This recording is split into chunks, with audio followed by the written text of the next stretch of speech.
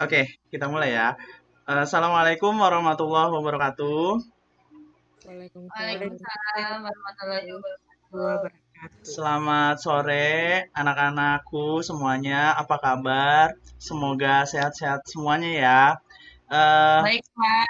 ya, gimana kabarnya hari ini sambil saya absen ya? Gita Nuansa. Gita Nuansa Hadir, Pak. Hadir. hadir. Gimana kabarnya? Sehat? Sehat, Alhamdulillah, Pak. Oh ya, terus ada Aida Rahmatina. Coba Iya, Pak. hadir ya. Hadir, Sehat? Pak. Alhamdulillah sehat ya. Alhamdulillah. Dan ya, Ella Nahak, coba Pak. hadir. Alhamdulillah semuanya sehat-sehat semua ya kelihatannya. Sehat. Mudah-mudahan kita semua sehat terus di tengah pembelajaran online kali ini. Eh, Kita hari ini akan masuk ya ke materi bab tentang permasalahan sosial. Saya share screen dulu ya. Materinya tentang permasalahan sosial. Nah, ini ya. Sudah kelihatan belum presentasinya? Sudah. Sudah, Oke. Pak, lagi masuk, Pak. Sedang loading ya. Oke. Ini Sudah, Pak. adalah permasalahan sosial atau kalau bahasa simpelnya atau bahasa gaulnya disebut sebagai masos ya. Ini adalah bab kedua. Jadi kita masuk ke KD 3.2 di kelas 11 berkaitan dengan permasalahan sosial dan 4.2 ya. Terus kita masuk ke tujuan pembelajarannya. Nah, di situ ada kembaran saya ya. Nah, tujuan pembelajarannya itu ada dua. Yang pertama itu adalah memahami berbagai jenis permasalahan sosial di ranah publik. Jadi, kita harus memahami dulu apa sih yang dimaksud dengan permasalahan sosial. Setelah itu kita akan masuk ke jenis-jenis permasalahan apa yang terjadi di ranah publik. Kenapa disebut ranah publik? Karena berkaitan dengan umum atau masyarakat luas. Jadi kalau kita di dalam masyarakat itu ada dua hal eh, yang dihormati gitu ya. Ada yang disebut sebagai hak publik dan hak privat. Nah, masos yang kita pelajari itu adalah yang berhubungan dengan publik ya, yang hak-haknya itu semuanya sama bisa didapatkan oleh seluruh warga masyarakat. Terus yang kedua, kita akan mempelajari tujuan pembelajarannya adalah memahami dampak permasalahan sosial terhadap kehidupan di masyarakat atau kehidupan publik. Jadi dari jenis-jenis apa saja, terus kita masuk ke dalam apa sih dampak dari masos tersebut terhadap kehidupan bermasyarakat kita, gitu ya. Ada dari segi keuangan mungkin, dari segi politik, dari segi kesejahteraan, kesetaraan, dan seterusnya. Nanti kita akan pelajari di dalamnya ya. Oke, kita masuk ke slide selanjutnya. Kurang lebih ini peta konsepnya ya. Kalian bisa screenshot ya. Jadi kalau misalkan kalian mau screenshot, silakan screenshot ya. Ini adalah peta konsep dari materi permasalahan sosial. Jadi ada jenisnya, itu ada 4. Jadi ada kemiskinan, kriminalitas, kesenjangan sosial, dan ketidakadilan. Jadi kita di materi ini membatasi jenis permasalahan sosialnya itu ada 4 ya, yaitu kemiskinan, kriminalitas, kesenjangan sosial, dan ketidakadilan. Yang kedua, dampak permasalahan sosial terhadap kehidupan bermasyarakat. Jadi dari keempat itu, dampaknya apa sih bagi masyarakat? Misalkan contoh kemiskinan. Oh, kemiskinan menimbulkan apa nih di dalam masyarakat? Kriminalitas yang tinggi bagi masyarakat itu menimbulkan apa? Kesenjangan sosial. Kesenjangan sosial itu berarti jaraknya ya antara si kaya dan si miskin tuh perbedaannya jauh gitu ya, atau jaraknya lumayan jauh. Dan yang keempat itu adalah ketidakadilan antara satu masyarakat dengan masyarakat lain, atau bisa juga disebut sebagai diskriminasi ya. Jadi ada sebuah masyarakat yang lebih untung dibandingkan kelompok masyarakat yang lain. Biasanya nih berkaitan dengan laki-laki perempuan atau komunitas etnis. Misalkan orang Jawa dengan orang Sumatera, dengan orang Papua, dengan orang Sulawesi dan seterusnya. Jadi ketidakadilan biasanya berkaitan dengan kelompok-kelompok tertentu, biasanya sih mayoritas dan minoritas gitu. Lanjut, kita masuk. Nah, ini dia. Ini ada gambar. eh Gambar apa ini? Gita. Coba Gita, ini gambar apa ya? Gambar sampah, Pak, di padang rumput. Nah, ini adalah gambar sampah di padang rumput yang hijau yang eh, kayaknya ini di Yang daerah pegunungan ya, di daerah pegunungan, di daerah yang harusnya harusnya gimana? Ini sesuatu yang bagus atau sesuatu yang jelek? ini buruk sekali, Pak. Kenapa tuh? Kok bisa? Eh, karena tidak ada budaya budaya menjaga kebersihan. Oh iya. Tapi lihat deh, ini kan sebenarnya tempat sampah ya. Jadi sebenarnya mereka buang sampah pada tempatnya nggak sih? Yang masyarakat di bawah tuh, Pak, banyak. Iya, cuma Sampahnya tidak eh, dikelola dengan baik. iya, mungkin juga ini gambarnya ini memang kesannya buang sampah pada tempatnya ya. Tapi bagaimana pengelolaan sampah, Bu? Berarti ya, pengelolaan sampah di daerah tersebut itu kurang sehingga sampah ini dibiarkan menumpuk dan menimbulkan bau yang tidak sedap dan mengganggu masyarakat gitu ya. Iya. Nah, ini nih dianggap dapatkah tumpukan sampah dianggap sebagai salah satu penyebab munculnya masos? Kira-kira bisa nggak coba Aida, bisa nggak tumpukan sampah dianggap sebagai masos?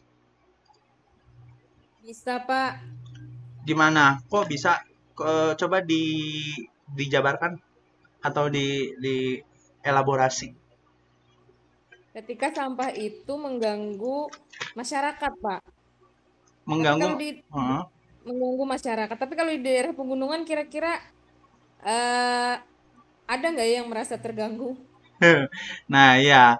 Nah, itu kita kembalikan lagi kepada kondisi di masyarakatnya ya. Biasanya memang harusnya idealnya itu adalah sampah itu dikelola dengan baik ya, dikelola dengan baik oleh sistem pengelolaan sampah yang tepat, yang terpadu sehingga yang seperti ini tuh harusnya tidak terjadi ya. Memang ada tempat sampah di situ, tapi sampah yang menumpuk di sini justru akan menimbulkan masalah sosial baru. Masalah sosial apa? Bisa ketidaknyamanan karena baunya, bisa juga menimbulkan penyakit gitu ya. Karena ini kan sampah kotor gitu kan, ada banyak bakteri-bakteri yang tidak baik bagi kesehatan manusia tentunya gitu. Jadi sampah di sini bisa menyebabkan munculnya masalah sosial. Nanti kalian kalau ada yang mau bertanya silakan ya, bertanya aja. Nah, ini jawabannya ya. Ya bisa karena keadaan atau kondisi ketika kenyataan yang terjadi tidak sesuai dengan harapan yang diinginkan atau orang yang sering menyebutnya bahwa masalah sosial adalah kondisi yang tidak diharapkan. Kan tadi ya, kita ngomongin, saya balikin lagi ke sampah tadi nih. Kita ngomongin, ini sampah kan ada tempatnya nih. Berarti bener ya, orang buang sampah pada tempatnya. Tapi, sampahnya berada di kondisi atau tumpukan sampahnya gitu ya. Jumlah sampahnya itu sudah sangat berlebihan sehingga menyebabkan ketidaknyamanan bagi masyarakat di sekitarnya. Jadi tidak sesuai mana pensilnya? Nah, ini dia. Jadi tidak sesuai dengan harapan yang diinginkan atau kondisi yang tidak diharapkan. Paham ya? Bisa dipahami ya? Alhamdulillah. Pak. Nah, sampah yang berserakan dianggap sebagai sesuatu yang tidak diharapkan oleh masyarakat karena memiliki dampak yang buruk, bisa menimbulkan banjir. Lanjut, kita masuk ke jenis ya, jenis permasalahan sosial. Yang pertama, tadi kan ada kemiskinan, kriminalitas, kesenjangan, sama ketidakadilan. Kemiskinan, definisinya, coba dibaca, Ella. Kemiskinan menurut Surjono Sukanto adalah suatu keadaan di mana seseorang tidak sanggup untuk memelihara diri sendiri sesuai dengan taraf kehidupan kelompoknya dan juga tidak mampu untuk memanfaatkan tenaga mental maupun fisiknya dalam kelompok tersebut. Oke, terima kasih Ella atas bacaannya. Pas. Miskinan menurut Sujono Sukanto itu di keadaan di mana seorang tidak sanggup untuk memelihara dirinya sendiri. Maksudnya dia tidak mampu mengusahakan dirinya sesuai dengan taraf kehidupan yang ada di masyarakat tersebut. Biasanya kita mengukur kemiskinan itu dari jumlah kesejahteraan ya, atau lebih simpelnya lagi kemiskinan itu diukur dari uangnya, uang yang dimiliki oleh masyarakat tersebut. Biasanya sih penghasilan ya, penghasilan. Makanya di setiap kota atau di setiap provinsi di negara kita itu ada yang disebut sebagai UMP ya, upah minimum provinsi. Kenapa disebut upah minimum provinsi? Karena di provinsi tersebut dianggap sebagai standar kehidupan layak itu adalah sejumlah tersebut. Contoh misalkan di Jakarta itu kalau tidak salah ya sekitar 4,2 juta rupiah. Jadi UMP-nya adalah atau minimum orang bisa hidup di Jakarta adalah sekitar segitu ya, 4,2 juta rupiah. Jadi atau kalau di bawah itu berarti bisa saja disebut sebagai miskin gitu ya, atau tidak memiliki kemampuan untuk memelihara dirinya sendiri. Tapi ya kalau kita ngomongin individu, setiap orang mungkin dengan 4,2 dia bisa cukup banget gitu ya, bisa nabung. Ada juga yang 4,2 juta tidak cukup karena misalkan orang tuanya sakit atau misalkan ada tanggungan-tanggungan lain yang dia tidak cukup dengan nominal tersebut ya. Tapi kita ngomongin masos ya, permasalahan sosial. Jadi harus diukur dalam taraf kehidupan kelompok atau masyarakat tersebut. Gitu. Lanjut. Yang kedua, kita ngomongin kriminalitas. Kriminalitas itu adalah coba dibaca Gita.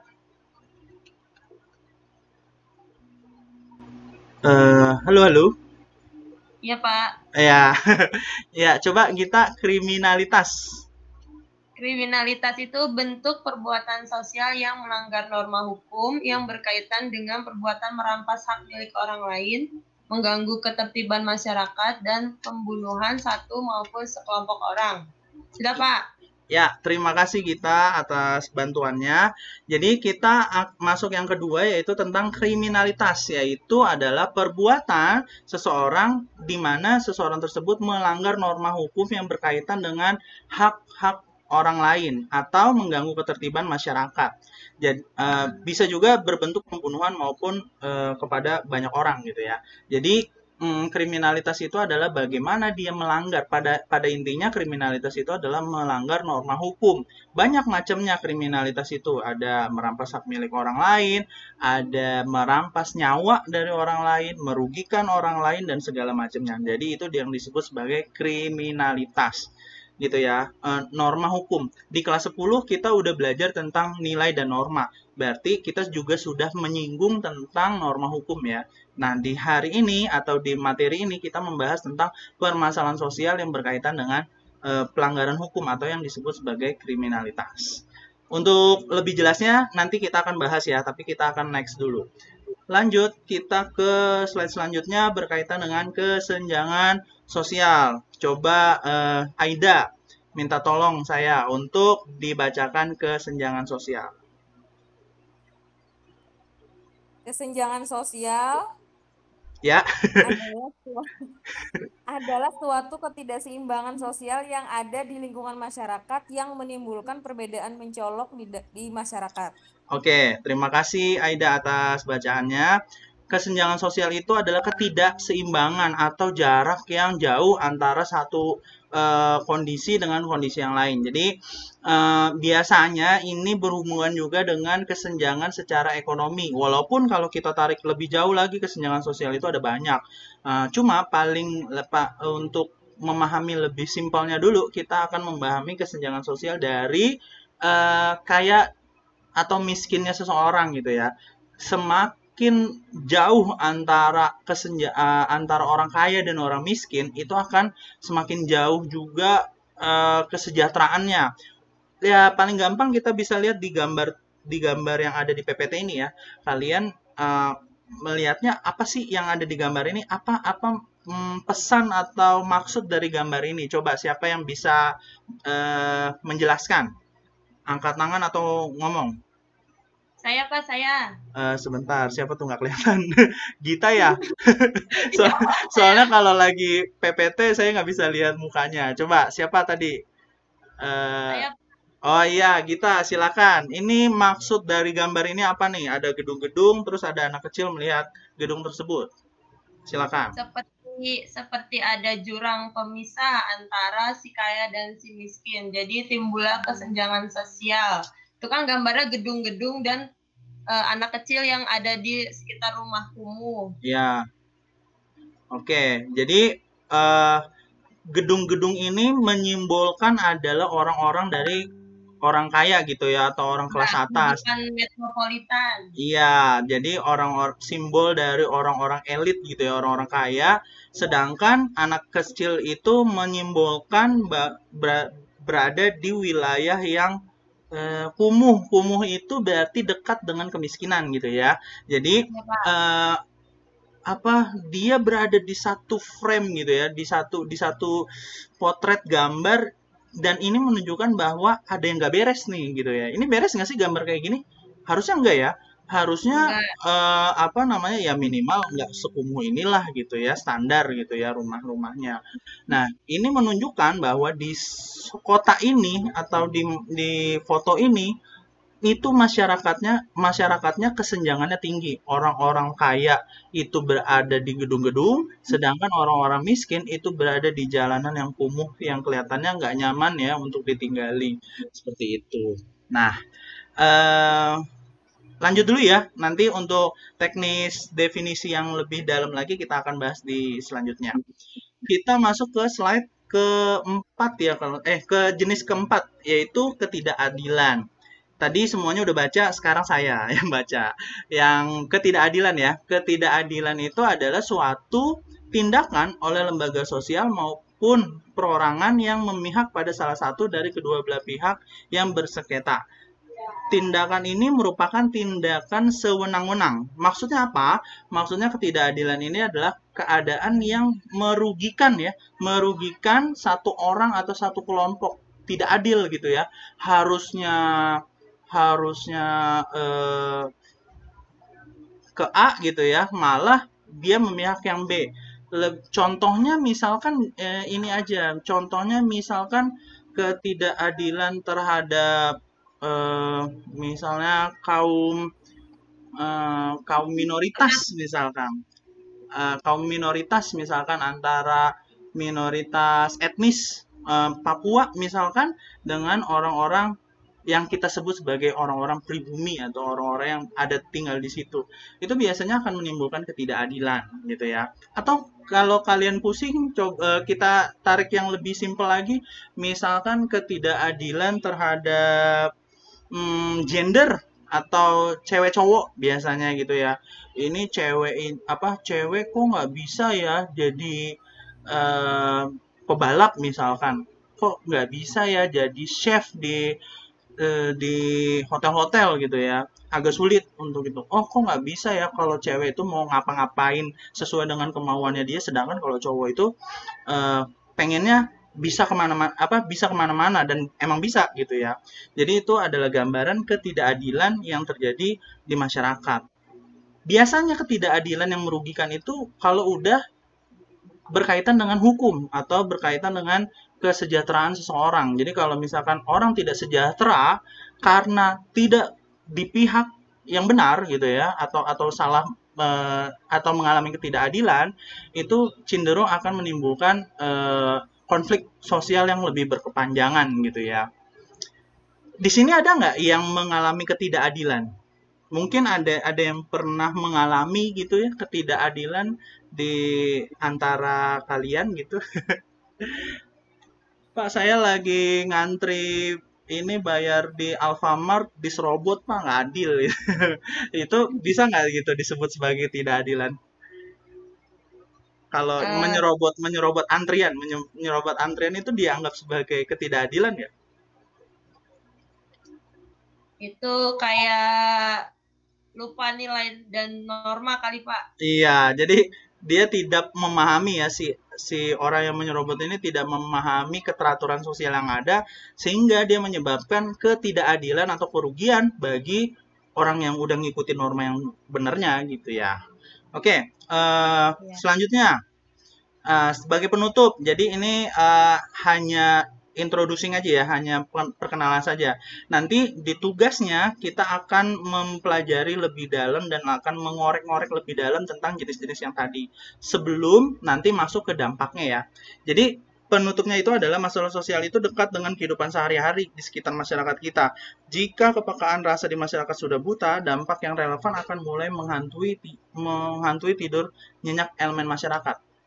Nah, jadi maksudnya di sini adalah masalah sosial itu adalah sesuatu yang dekat, relate sama kita ya. Sehari-hari itu mungkin ada gitu ya, yang kecil-kecil, yang tadi saya bilang menyerobot antrian, yang cemen-cemen kayak gitu ya, sifatnya kecil-kecil kayak gitu, itu juga merupakan bentuk permasalahan sosial yang kalau nggak diobati segera itu akan menimbulkan masalah sosial yang lebih ekstrim lagi. Kalau kita mau contohkan hari ini, misalnya pemerintah menetapkan PSBB, tapi masyarakatnya banyak yang bandel, ngeyel gitu kan. Itu kan ngeyel itu dari masalah yang kecil, masalah yang tadinya kita cuma ya elah gitu kan, sesuatu yang nggak berdampak besar gitu. Tapi ternyata pemerintah menyuruh PSBB, kita susah banget gitu kan untuk pakai masker aja atau untuk jaga jarak aja kadang-kadang kita sulit gitu. Makanya itu menjadi permasalahan sosial yang besar. Nah, itu nanti di pembahasan teori akan dibahas tuh berkaitan dengan permasalahan sosial individual issue, personal trouble dengan public issue gitu ya. Oke, sampai di sini ada yang mau bertanya berkaitan dengan materi yang kita bahas barusan? Ada tidak? Tidak ada ya? Pak, saya mau tanya, Oh, Pak. oh ya, boleh. Silakan kita. Ini saya berhenti presentasi dulu ya. Kita diskusinya Iya, Pak. di Google Meet aja. Oke, sip. Bapak kalau masalah yang sampah tadi kira-kira jenisnya apa, Pak? Jenisnya yang mana? Yang sampah tadi ya? Iya, Pak. Tadi kan ada 4 ya. Ada yang berkaitan dengan kesenjangan, kriminalitas, ada yang kemiskinan, ada lagi ketidakadilan. Kita lihat dulu berkaitan dengan pengelolaannya ya, pengelolaan sampah ini. Kan tadi sebenarnya kan perilaku masyarakatnya udah bener tuh, buang sampah pada tempatnya. Tapi pengelolaannya atau apa ya pengelolaan tuh, cara pemerintah setempat untuk mengelola sampah itu supaya tidak bertumpukan seperti itu bisa menyebabkan perlu kita perhatikan. Nah, itu akan menimbulkan menurut saya ini lebih cocok ke arah ketidakadilan. Kenapa ketidakadilan? Karena pengelolaannya nggak bagus gitu ya, pengelolaannya nggak bagus sehingga menimbulkan bau atau menimbulkan penyakit bahkan kalau lebih ekstrimnya lagi kepada masyarakat. Pemerintah tidak adil di sini dalam mengelola sampah. Padahal masyarakatnya udah bener tuh buang sampahnya bener. Mana tadi kita agak lihat gambarnya. Padahal masyarakatnya udah bener buang sampah pada tempatnya, tapi pengelolaannya salah gitu ya, sehingga menimbulkan ketidakadilan. Nah, inilah gambar di masyarakat yang perlu kita lihat sebenarnya di kecil-kecil yang seperti ini tuh menjadi kalau kita diamkan saja akan menimbulkan masalah sosial yang besar gitu. Makanya kita sebagai masyarakat perlu mengetahui dan memahami arti penting keteraturan sosial. Bagaimana kita melakukan sesuatu, kita lihat dampaknya bagi masyarakat itu sejauh apa dan seberapa negatif bagi masyarakat. Kalau misalkan terlalu banyak negatifnya, ya alangkah baiknya kita tidak melakukannya. Tapi kalau misalkan kita bisa bertanggung jawab dengan tindakan tersebut, ya silakan aja dilakukan. Tapi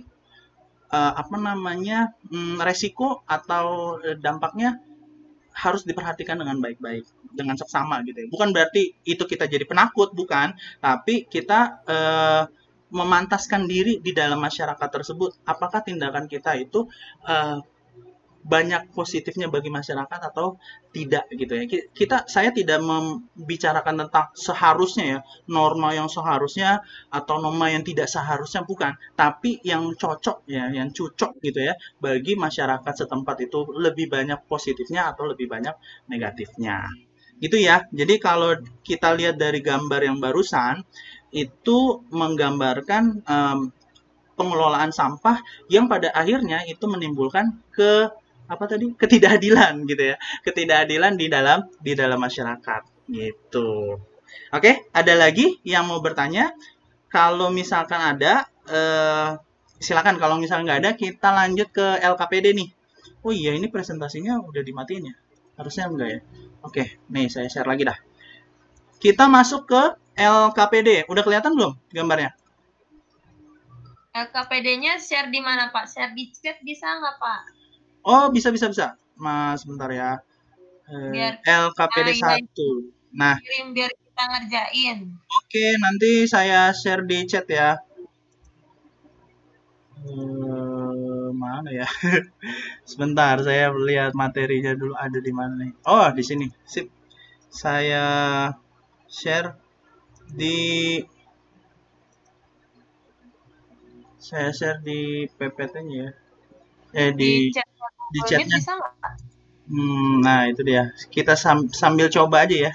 Kita sambil coba aja. Mana nih chatnya? Oh, sepertinya kalau chat itu nggak bisa berbagi file. Dia hanya chatting aja. Mungkin nanti akan saya berikan linknya aja ya. Nih, linknya seperti ini. Saya copy, paste ke grupnya. Nah, ini bisa langsung diklik nih oleh kalian kalau misalkan kalian udah lihat ininya, chatnya. Ada nggak? Kelihatan nggak chattingnya? Sebentar, Pak. Nah, kalau harusnya mana? Nah, bisa di chat ya, Pak ya? Iya, kayaknya kalau di Google Meet itu nggak bisa nge-share ini ya, nggak bisa nge-share file, cuma bisa nge-share link aja. Jadi untungnya sudah dibuatkan dalam bentuk Google Form, jadi kalian tinggal mengisi pekerjaan kalian. Jangan lupa tulis nama kelompok ya. Nah, ini saya kasih pendahuluan dulu ya untuk LKPD yang pertama. IPK-nya atau indeks pencapaian kompetensinya adalah yang pertama kalian harus memahami berbagai jenis yang tadi ya, yang 4 tadi. Terus yang kedua memahami dampak permasalahan sosial terhadap kehidupan masyarakat, kehidupan publik. Nanti kalian akan lihat nih gambar-gambarnya. Terus yang ketiga mengidentifikasi berbagai masalah sosial yang ada di masyarakat sekitar, yang ada di masyarakat kalian gitu ya. Kira-kira masosnya apa? Apakah ada korupsi di sana? Nah, gitu ya. Oke. Ada kegiatannya ada 3 ya. Yang pertama, kalian diminta untuk mengidentifikasi jenis permasalahan sosial yang ada di gambar. Nih, ini ya gambarnya ya. Saya cuma sekelibat aja ngeliatinnya karena nanti kalian bisa lihat sendiri supaya lebih ini. Terus faktor apa yang menyebabkan permasalahan sosial tersebut muncul? Kira-kira apa faktor yang menyebabkan sampah, terus ada orang minta-minta, terus ada orang dibegal, terus ada apa ini namanya, graffiti ya, atau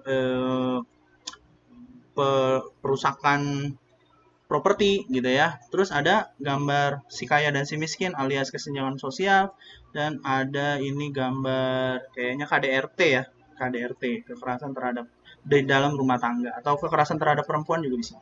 Gitu ya. Kalian cari kalian buat pertanyaan singkat, faktor apakah atau penjelasan singkat tentang faktor apakah yang menyebabkan permasalahan sosial tersebut muncul gitu ya. Dan yang ketiga, dampak apa yang terjadi jika sampah ini tetap ada gitu ya. Jika orang miskin, orang minta-minta ini tetap ada, jika begal ini tetap ada, jika graffiti banyak di mana-mana yang tidak bertanggung jawab, jika banyak si kaya dan si miskin yang keterlaluan jomplangnya, dan kekerasan terhadap perempuan atau di dalam rumah tangga ini terus-terusan yang terjadi, apa dampaknya. Gitu ya. Kira-kira ada yang masih kurang paham? Kalian cuma diminta untuk bikin 3 hal ini aja sih. Gitu. Ada yang masih kurang paham atau sudah paham semua? Bapak, saya mau tanya. Oh iya, Gita silakan. Yang mana? Yang gambar yang ada orang di tembok, Pak. Ada orang di tembok. Oh iya, Nah, kenapa? itu Pak. Itu George Floyd bukan Pak? Oh iya betul, ini George Floyd dengan kasusnya yang sangat viral ya pada pertengahan tahun lalu ya, pada Dia, pertengahan tahun lalu. dia jenisnya ketidakadilan bukan Pak? Nah, ini yang pertanyaan yang diskusi yang bagus ya. Tapi saya nggak mau jawab langsung. Saya nggak mau jawab langsung secara Ya, gamblang gitu. Bapak. Nggak mau supaya kalian bisa ini ya, supaya kalian bisa berpikir lebih kritis lagi gitu kan. Kalau misalkan saya langsung jawab, nanti tinggal tinggal ini dah apa namanya bahasa simpelnya tuh lebih tinggal copy paste aja gitu ya kata-kata saya menjadi Oke. gambaran kalian. Nah, lebih enaknya adalah coba dijawab dulu apa yang terjadi dengan George Floyd ini, terus dijawab pertanyaannya, faktor apa yang terjadi, dan kalau ini terus terjadi, kira-kira apa yang dampak selanjutnya. Kalau di kita itu nggak ada ya berkaitan dengan kulit hitam dan kulit putih. Kira-kira kalau di Indonesia ketidakadilan, oke lah, kita sebut aja ini ketidakadilan ya. Ketidakadilannya kalau di Indonesia itu lebih ke arah mana, yo? Ada yang bisa jawab nggak? Di Indonesia ketidakadilannya lebih ke arah kelompok, etnis, agama, atau gender, atau ras? Yang mana? Macam-macam banyak Pak. Oh, macam-macam. Coba kalau di yang paling dominan atau yang paling kamu ingat dah, yang paling kamu notice banget kira-kira yang mana? Yang terakhir Pak, yang masalah apa? Apa sih pilkada Jakarta yang Oh, Pilkada Jakarta itu yang kemarin. Iya iya iya ya. Yang sebelum yang ya, ini ya Pak Ahok dengan Pak Anies ya. ya Nah, kan itu kental sekali Pak etnisnya. ya membawa-bawa etnis, membawa-bawa agama ya. Padahal Iya ini Pak. kontestasi politik. Ini adalah sebuah kontestasi politik. Nah, itu juga berkaitan tuh dengan ketidakadilan. Apa yang ada di masyarakat kita itu cenderung gitu ya, cenderung ke arah situ, membawa-bawa hal tersebut ya. Tapi kalau kalian perhatikan sebenarnya itu hanya terjadi atau sering terjadinya di atas ya. Maksudnya di atas tuh di level elit aja, di level pejabat-pejabat gitu ya. Cuma kalau kita lihat di masyarakat bawah itu kayaknya nggak terlalu ya. Yang mau sholat mah sholat, yang mau ke gereja, yang mau beribadah silakan gitu ya. Hampir tidak dijumpai secara gamblang kita lihat secara personal atau secara kelompok kita melakukan hal tersebut ya, kecuali memang ada faktor politik di belakangnya gitu ya. Jadi memang politik kelihatannya agama gitu ya, kelihatannya ras, kelihatannya etnis, padahal sebenarnya adalah kontestasi politik belaka gitu. Oke, sampai sini ada yang mau bertanya lagi yang berkaitan dengan LKPD-nya? Setelah pembelajaran setelah ini di pertemuan selanjutnya kita akan masuk ke dalam berkaitan dengan yang kedua ya, memahami dampak permasalahan sosial terhadap kehidupan publik atau kehidupan masyarakat gitu ya. Kalau tadi kita baru ngomongin yang awal-awalnya aja ya, jenis-jenisnya aja. Oke, saya kira cukup ya untuk pertemuan meeting online kali ini. Saya rasa cukup kalau misalkan kita berlama-lama seperti di dalam kelas atau di dalam kelas biasa sih nggak apa-apa ya. Cuma kalau kita di dalam online seperti ini kan cahayanya membuat kita pusing dan segala macam. Jadi ya saya pikir cukup untuk pertemuan hari ini gitu ya. Kurang lebihnya mohon maaf. Nanti kalau misalkan ada pertanyaan yang kurang jelas atau yang ini bisa chatting saya di WA ya gitu ya. Tapi ingat menggunakan kalimat yang sopan, kalian menggunakan bahasa yang sopan gitu ya. Emot-emotnya nggak usah yang terlalu berlebihan gitu ya. Gitu. Kurang lebihnya mohon maaf. Wassalamualaikum warahmatullahi wabarakatuh. Bapak pamit ya. Selamat sore. Terima kasih Pak. Yo, Pak. kasih.